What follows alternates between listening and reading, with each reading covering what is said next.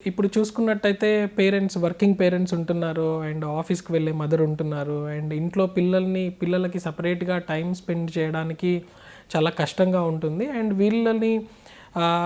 వీళ్ళ ఆహారం తినిపించేదానికి ముఖ్యంగా వాళ్ళతో ఇంటరాక్ట్ అవ్వకుండా మనము మొబైల్ స్క్రీన్ పెట్టడమో, లేదంటే టీవీ చూపించడమో చాలా మట్టుకు పేరెంట్స్ ఉన్నారు.